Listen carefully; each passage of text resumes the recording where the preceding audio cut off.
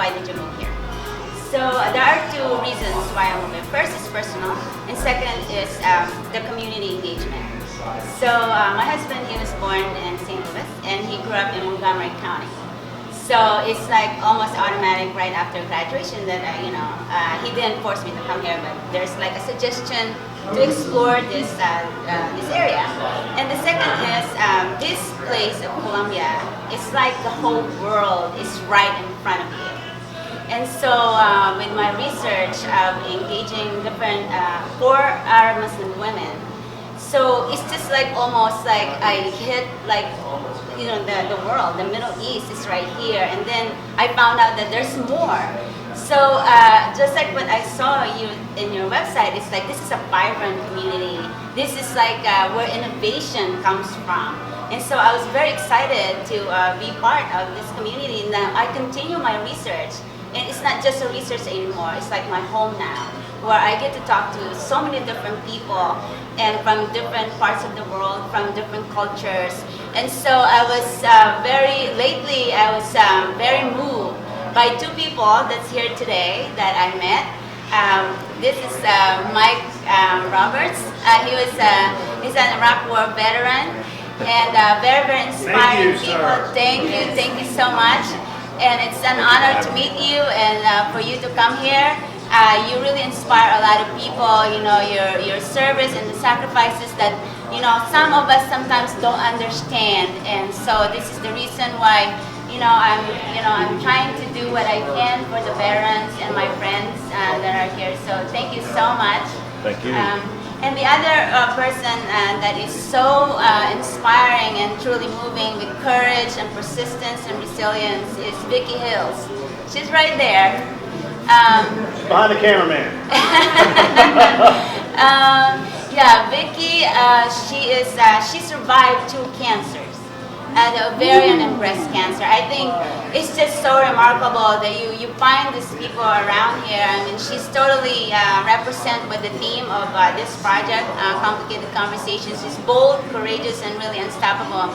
So these are the kind of people that we have in Colombia, and it's just so, I'm so proud, and I'm so thankful and grateful that being able to come here and engage in hard and difficult conversations, and also have someone like Brianna who's we're going to take a big responsibility, and if she wins it, I know she's going to win this, and with the help of the community, so it's really great.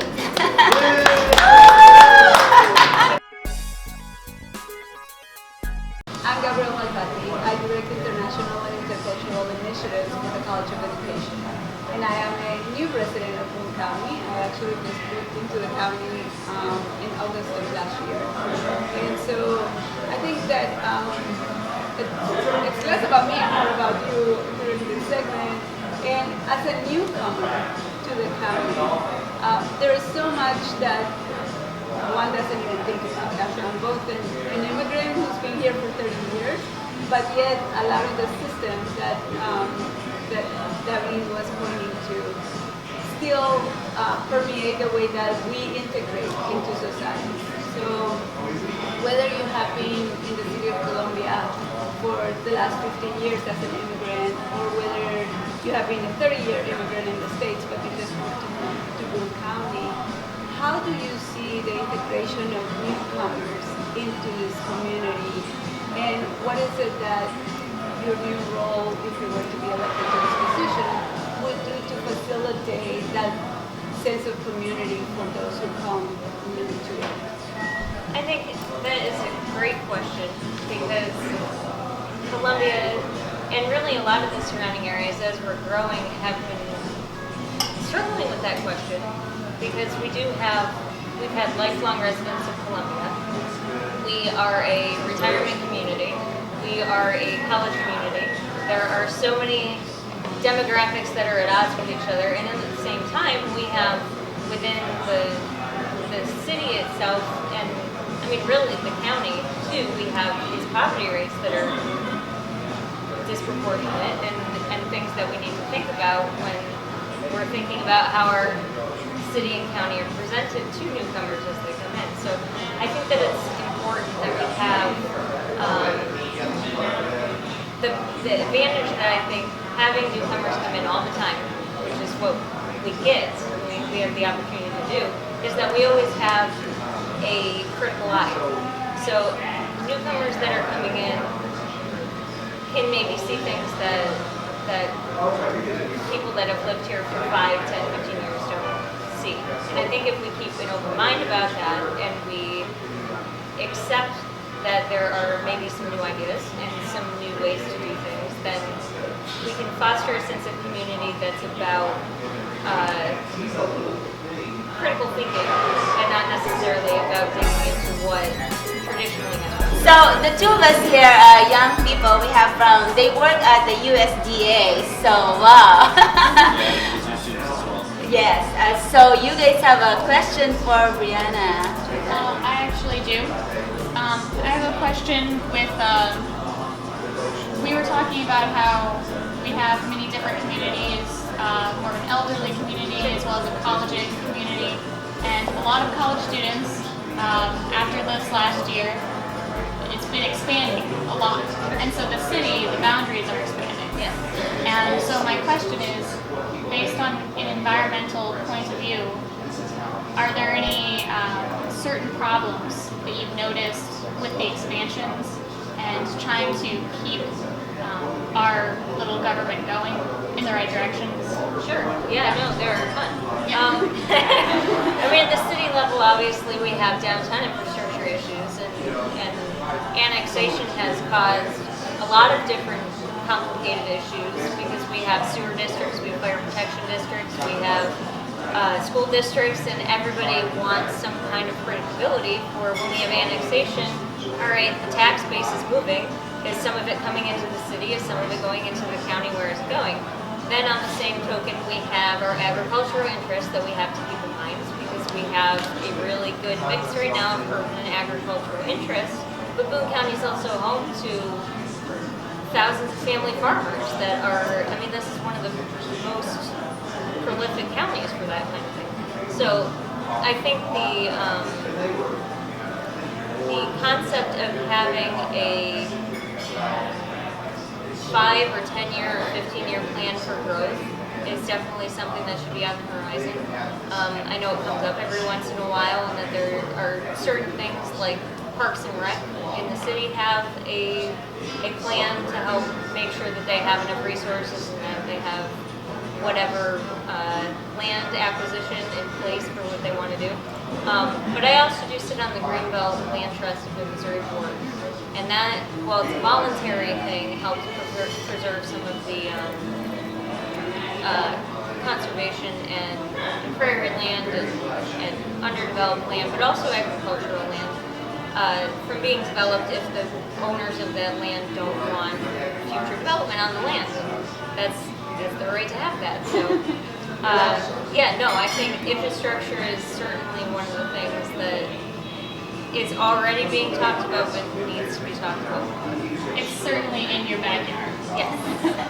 Well, and even, I mean, you go down to the MKT Trail and they just, for the sewer lines, taken down 25 I feet. did see pictures of that. It's crazy. Yeah, so those are things that I don't think come to mind when you talk about, oh, well, all right, so we need our sewers to be expanded.